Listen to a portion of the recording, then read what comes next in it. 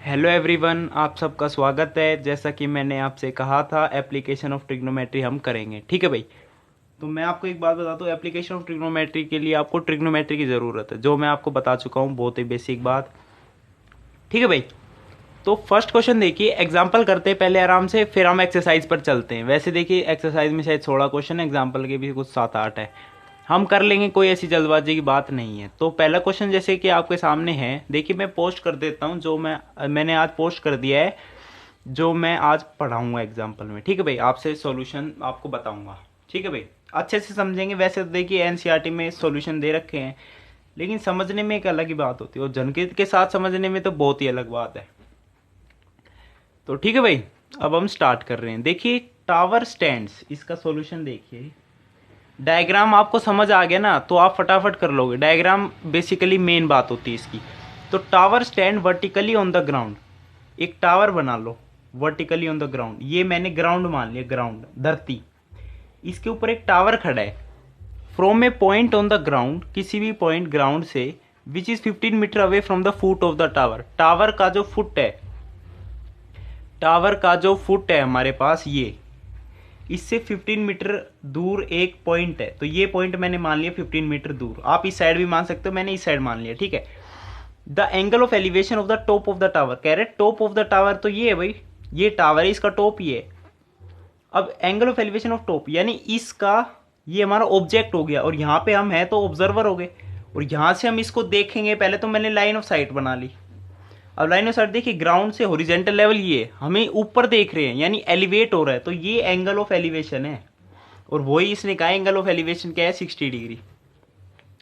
अब हाइट पूछिए, हाइट को मैं एच मान लूँ, डायरेक्ट लिख रहा हूँ आपके लिए, आप लिख देना properly, let height of tower भी एच, एक्स जो भी आप मानना चाहें। अब वही बात है, ये थीटा, ये हाइट, ये बेस, पी मान लो इसको, पी। पंडित बद्री प्रसाद हर हर बोले, P by B tan theta. Basically 1060 में लिख देता हूँ, 1060 is P by B. B है बेस मान लीजिए, पी हमें निकालना है, यानी हाइट निकालनी। बेस हमारे पास है 15। अब 1060 हमारे पास होता है √3। ठीक है, मीटर भी लिख सकते हो आप। ठीक है, तो पी बाई 15, तो बेसिकली वर्ट हाइट हमारे पास क्या आ गई, 15√3। लास्ट में मैं मीटर लिख देना आप, मैं भी लिख देता हूँ मीटर, ये भी मीटर था, और हाइट भी ऑब्वियसली मीटर में ही आएगी। ठीक है भाई, तो हाइट हमने निकाली 15√3। अब इसमें क्या क्या जरूरत पड़ी, 1060 मुझे पता था, √3 टेबल देखी, याद करी, और टेन थीटा में पता होना चाहिए P by P, P by B. Pandit Badri Prasad हर हर बोले, तो ऐसे क्वेश्चन सॉल्व हो जाएंगे इजीली। ठीक है, ये क्वेश्चन था आपका, ये आपका सॉल्यूशन है। देखिए कितना आसान है। अब हम सेकंड क्वेश्चन की तरफ बढ़ते हैं।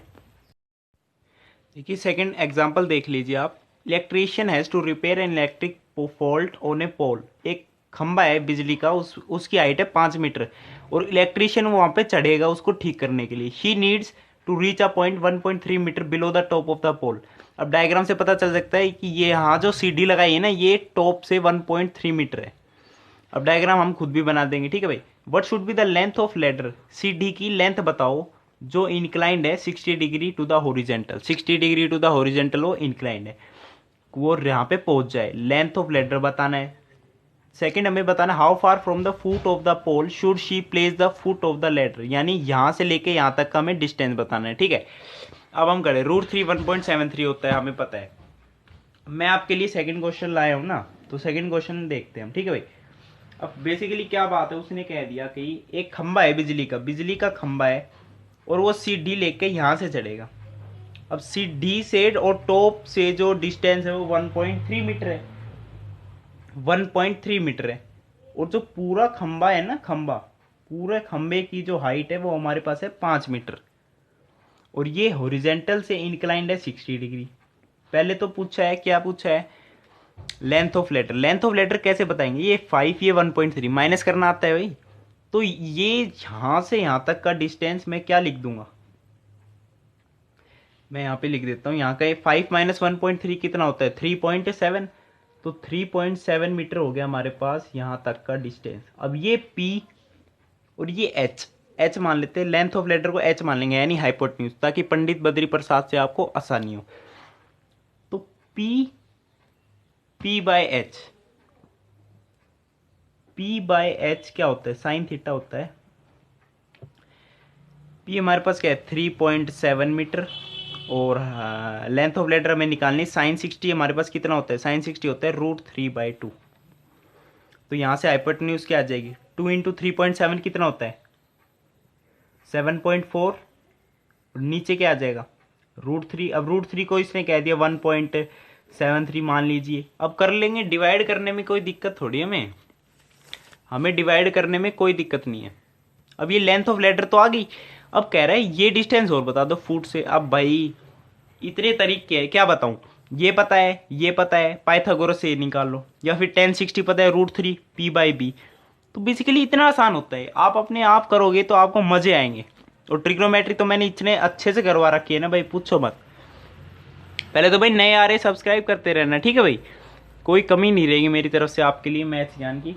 तो ये क्वेश्चन था छोटा सा, क्वेश्चन देखने में कितना बड़ा लग रहा है, सॉल्यूशन देखोगे वो भी बहुत बड़ा लगेगा, लेकिन झनकित के साथ रहोगे देखो कैसे सोल्व कर दिया। लेकिन बोर्ड के लिए अपने प्रॉपर सोल्व करना, ठीक है भाई। अब हम आगे बढ़ते हैं। अब आपके लिए थर्ड एग्जाम्पल देखिए क्या है। Observer 1.5 metre tall is 28.5 metre away from a chimney. Chimney यानी एक धुआं निकालने वाला खंबा है और एक आदमी है। देखो इसमें हाइट दे दी 1.5 मीटर। अब हाइट नहीं देता तो हम उसे पॉइंट ऑब्जेक्ट मान लेते, लेकिन हाइट दे दी तो इसमें यूज होगा इसका। तो इसका डिस्टेंस दे दिया 28.5 metre. Angle of elevation of the top of the chimney from her eyes. Eyes से देखोगे तो एंगल ऑफ एलिवेशन है 45, यानी ऊपर देख रहा है हॉरिजॉन्टल लेवल से ऊपर, और टॉप है इसका। तो हाइट ऑफ द चिमनी बताना है, ठीक है। अब हम इसे सोल्व करते हैं। देखिए अब मैं क्या बताऊं, थर्ड क्वेश्चन है आपके पास भाई। चिमनी यानी धुआं निकालने वाला खंबा है, धुआं निकालने वाला खंबा है, ये ग्राउंड है, ग्राउंड। अब आदमी, आदमी है या औरत है पता नहीं भाई, बड़ा है 1.5 मीटर की हाइट है इंसान की, 1.5 मीटर की है हाइट इंसान की, ठीक है, 1.5 मीटर है। अब चिमनी जो है और उससे इसका डिस्टेंस है 28.5 मीटर, 28.5 मीटर है, और ये 1.5 मीटर है इसकी हाइट, ठीक है। अब angle of elevation of the top of the chimney from her eyes, इसकी आइज से। अब भाई आइज का ओरिजेंटल लेवल ये है, ये है आइज का ओरिजेंटल लेवल, ग्राउंड लेवल ये है, आइज का ओरिजेंटल लेवल है। इससे ऊपर जो एंगल है एलिवेशन का वो 45 है। और हाइट ऑफ चिमनी बतानी है, हाइट ऑफ चिमनी। अब भाई ध्यान से देखना मेरी बात, मेरी बात ध्यान से देखना। 1045 जब हम लिखेंगे तो किसका यूज होगा, यहाँ तक की हाइट का, यहाँ तक की हाइट का। और बेस हमारा क्या है 28.5। भाई ये बेस और ये बेस इक्वल होंगे ना। अच्छा जी, अब पूरी हाइट ऑफ चिमनी पूछी है तो इसमें 1.5 मीटर ऐड करेंगे, ये भी तो हमारे पास 1.5 मीटर है, तो इसको मैं h मान लूँ। h हमने क्या मानना है, यहाँ तक के यहाँ तक का डिस्टेंस, पूरी हाइट में h प्लस 1.5 करना पड़ेगा, h प्लस 1.5। तो 1045 मैंने लिखा, फिर से टेबल की जरूरत पड़ेगी। टेबल की जरूरत क्यों पड़ेगी भाई, मेरे साथ हो, याद होगी आपको, 1045 1 होता है, मैं कह रहा हूँ h/28.5 मीटर, 1045 1 होता है। तो हाइट भी क्या होगी 28.5 मीटर। हाइट ऑफ चिमनी नहीं है, यहां तक की हाइट है। हाइट ऑफ चिमनी जब आप लिखोगे ना आंसर में, हाइट ऑफ चिमनी, उसमें क्या करोगे h plus 1.5 metre, h plus 1.5 metre. तो यहां पे हमें क्या करना पड़ेगा 28.5 मीटर प्लस 1.5 मीटर, यानी कितना हो गया आपके पास 30 मीटर। ये आपका आंसर है। तो कितना आसान क्वेश्चन था थर्ड। देखिए मुझे लगता है हमें और क्वेश्चन भी कर लेने चाहिए, एग्जाम्पल है तो करेंगे। अभी हम आगे बढ़ते हैं। देखिए जो हमारे पास फोर्थ क्वेश्चन है, अब हम फोर्थ क्वेश्चन की तरफ बढ़ते हैं। फोर्थ एग्जाम्पल जो है आपका, आप ध्यान से देखिए इसे क्या है फोर्थ क्वेश्चन आपके लिए। From a point P on the ground the angle of elevation of the top of a 10 metre tall building is 30 degree. देखिए एक 10 मीटर की टॉल बिल्डिंग है, उससे एंगल ऑफ एलिवेशन दे रखा है। अब इसमें हाइट नहीं दे रखी, पॉइंट पॉइंट है तो पॉइंट की कोई हाइट नहीं, ठीक है भाई। अब flag is hosted on the top of the building, एक बिल्डिंग के ऊपर फ्लैग लहरा रहा है, ऐसे मैं बताऊंगा, ऐसे आराम से करेंगे। उसका एंगल ऑफ एलिवेशन जो है वो है 45 डिग्री, उसके फ्लैग के टॉप का। पहले टॉप बिल्डिंग का था, टॉप फ्लैग का है। तो लेंथ ऑफ फ्लैग स्टाफ बताओ और डिस्टेंस बताओ बिल्डिंग और उस पी पॉइंट के बीच में, ठीक है भाई। अब हम इसको करते हैं। तो मैं आपको बता दूं, सबसे पहली बात, बिल्डिंग है ये, मान लो बिल्डिंग, ठीक है।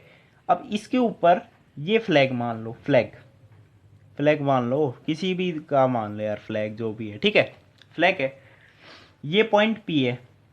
पहले तो ये डिस्टेंस भी पूछा है हमसे, और इसकी हाइट, पहली बात तो पॉइंट पी से टॉप ऑफ द बिल्डिंग का एंगल ऑफ एलिवेशन ये कितना दे रखा है 30 डिग्री। और पॉइंट पी से फ्लैग स्टाफ का जो एंगल ऑफ एलिवेशन है ये पूरा वाला ये दे रखा है 45 है ना, बिल्कुल सही बात है। अब हमें क्या क्या बताना है, देखिए हमें बताना है लेंथ ऑफ फ्लैग स्टाफ, लेकिन हमें हाँ जी लेंथ ऑफ फ्लैग स्टाफ बताना है और डिस्टेंस इसके बीच में बताना है। देखिए ध्यान से देखिए अब आप मेरे साथ, 10 मीटर की टोल बिल्डिंग है, 10 मीटर की, यहां तक का डिस्टेंस 10 मीटर है।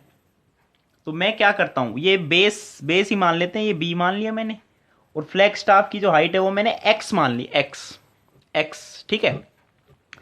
अब ध्यान से देखो, पहले 10 ही लिखेंगे, 1030 लिखेंगे, 1045, क्योंकि पी बाई बी होना है तो 10 लिखते हैं। मैं यहाँ पे आराम से लिखता हूँ, पहले आपके लिए 1030 लिख लूँ आराम से, 1030 ये वाला एंगल, इसके लिए पी है 10 मीटर, और बी है, बी तो बी है, बी भी निकालना है, मैं एक्स भी निकालना है। अच्छा 1030 होता है 1/√3, टेबल देखो, टेबल का यूज देखो आप, बी आ जाएगा 10√3 मीटर, पूछा था यही, बेस पूछा था, यानी distance of foot of the building से पी पॉइंट का डिस्टेंस 10√3 आ गया, तो कोई दिक्कत वाली बात नहीं आई अब तक।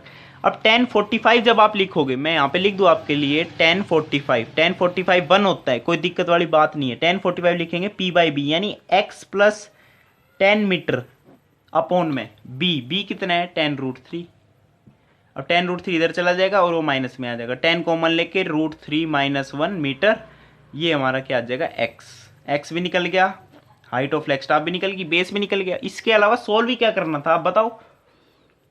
अब भाई वही बात है, √3 1.73 होता है, -1 करोगे 0.73, इंटू 10 करोगे 7.32 मीटर अप्रोक्स। ठीक है भाई, अब हम आगे बढ़ते हैं। देखिए मैं आपको बता दूं, 4 क्वेश्चन हम सोल्व कर चुके हैं एग्जाम्पल के। आपका चैप्टर नंबर 9 है, क्लास 10th की टेक्स्ट बुक है एनसीईआरटी मैथमेटिक्स की। ठीक है, तो मैं बता दूं, अब तक आपने 4 जो करे हैं इनको आप अच्छे से देख लो, सॉल्यूशन खुद से करके देखो, और क्वेश्चन समझना है तो दोबारा करके देखो। ठीक है, अब मेरे लिए इतना काफ़ी है शायद आज के लिए, और अगर करना होगा तो मैं नेक्स्ट वीडियो में करूँगा। ठीक है, आपका बहुत बहुत धन्यवाद देखने के लिए, थैंक यू, नमस्कार।